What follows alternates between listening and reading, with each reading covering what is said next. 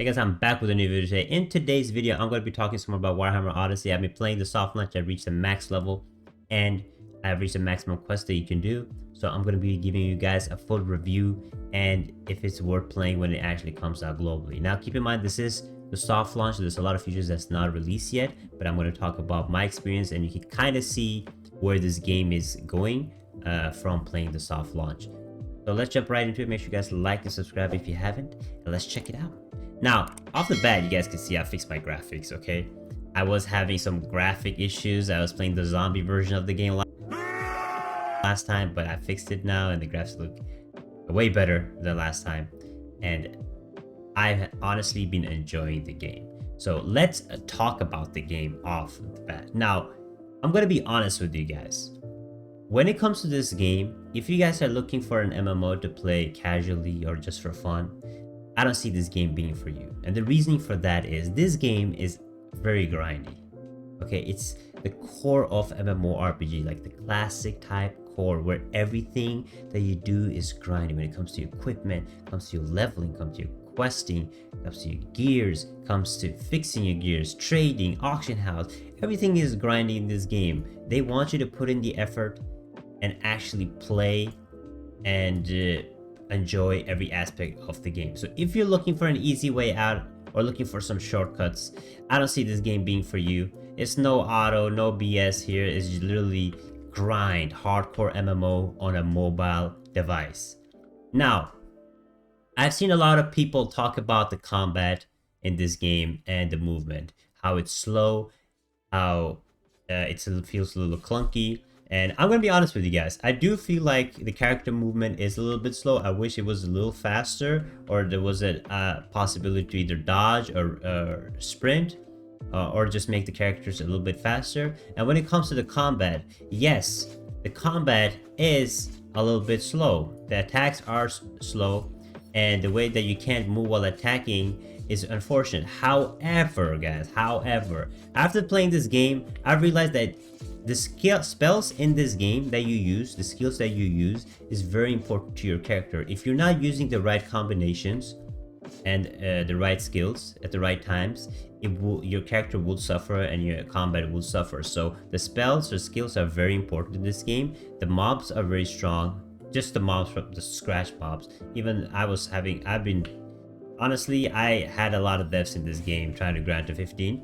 But after I learned my skills, learned my spells, got the correct talents, and I learned a little bit more about the combat, I started to realize that the skills are super important, how you use your combinations and how you will eventually start comboing with other players when you're teaming up for dungeons or anything like that. And you guys are like, what do you mean with this? Why do you think the skills are important? Now, an example, as my warrior priest, if I go into combat without thinking, which is a difficult enemy, and I'm not using, for example, my shield spell and combining it with my E skill when I charge up my energy, I will have a hard time. So you have to learn your skills and use the combat correctly, or you're gonna suffer. And I think harder and harder content that comes out and more team up dungeons come out is going to be very important how you play your combat. Now, there are features where you can cancel your normal attack with one of your skills. And I think learning features like this in your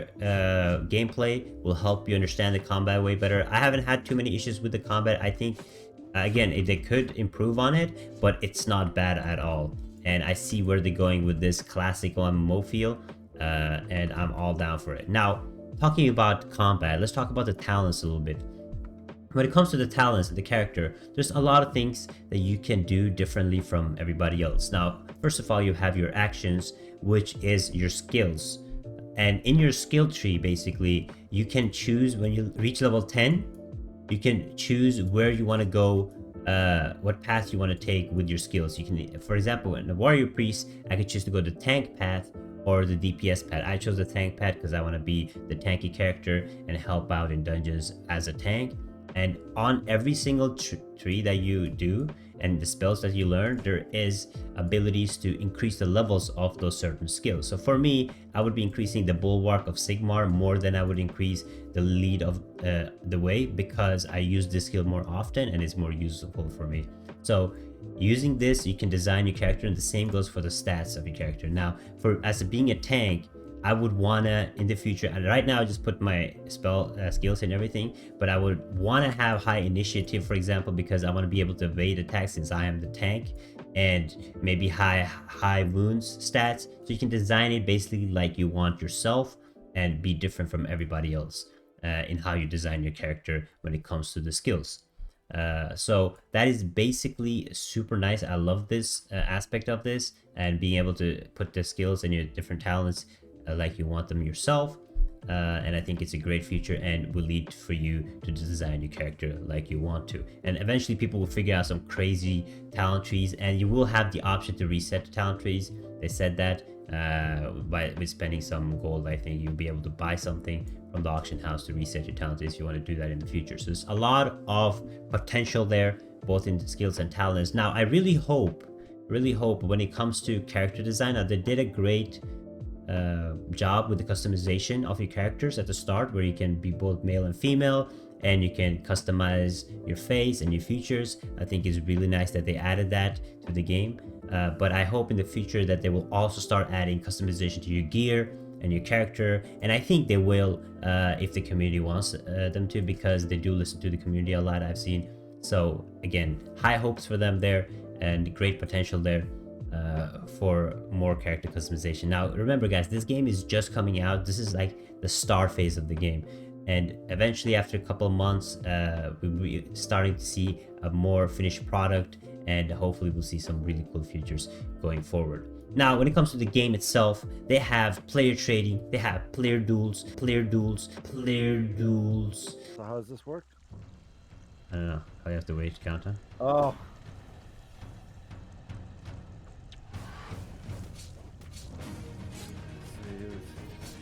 Oh, you're getting smacked. Yeah, I might what?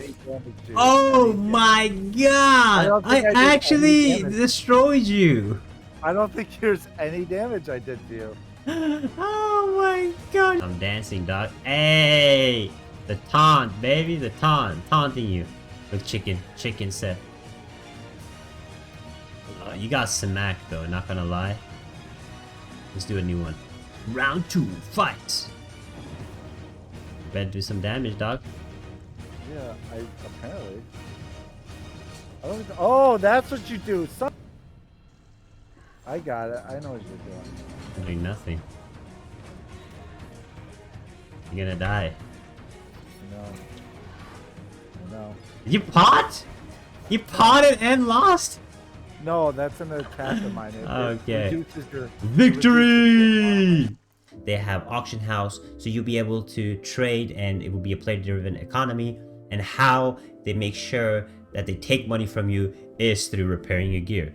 I think most of you guys that play the soft launch had this issue where you end up with a broken gear after getting defeated a bunch of times, getting defeated by harder enemies, and you don't know what to do. So in the soft launch, there's only one vendor, one blacksmith. I'll show you where he is. It's in Ricksport behind the auction house, right here.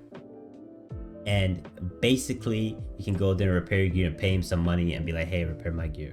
And you can go around through vendors, different vendors everywhere for different classes. You can buy gear, you can buy food, and you can buy potions. Food is very important to heal yourself up after combat or out of combat, and then potions in combat. So you'll be going to be spending some money on that, especially early game from what I know. And repairing gear, it can be a little inconvenient sometimes to go all the way and repair your gear, but I think it is an important feature to have. If they're going to be a player-driven economy, there has to be somewhere that is taking money away from the community, so they can balance out the auction house. So it makes completely sense to me. Hopefully it will be more convenient to have him a little bit everywhere, so it's more accessible. Now, when you do the side quest, you start unlocking fast travel.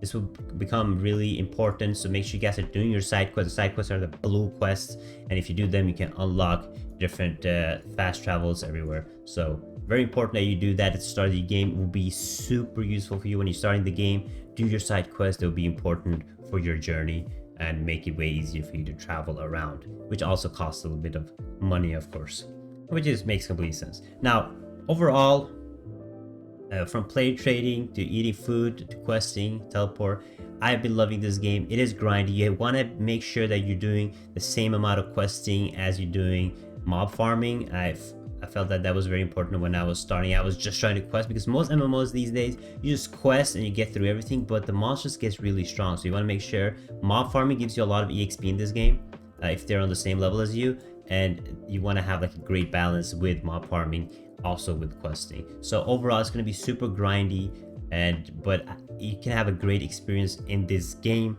And they have the Holy Trinity with the tank, healer, and DPS. So I think when you enter dungeons later, it's going to be very essential to have a good team setup and do a good, again, you want to have good communication with your team and using the correct skills and learn more about your skills going further with the game. Now, overall opinion of the game, it does have great potential. Again, it is grindy. If you're looking for an easy way out, this game is not for you. But overall build of it, from what I've seen so far, I've been loving it. I love the grind. I love finally no auto quest on mobile, and hopefully they do the game right, and I see a bright future for the game. When the global launch comes out, I am going to be playing it. I'll be making a couple more videos to help you guys out if you guys are playing the global launch, so see what you guys can do with the game. But I hope you guys enjoyed this video. If you guys have any questions about anything at all about the game, let me know in the comments. I'll try my best to answer you guys' questions. Make sure you guys like and subscribe if you haven't, and I will hopefully see you guys on the global launch. Bye bye.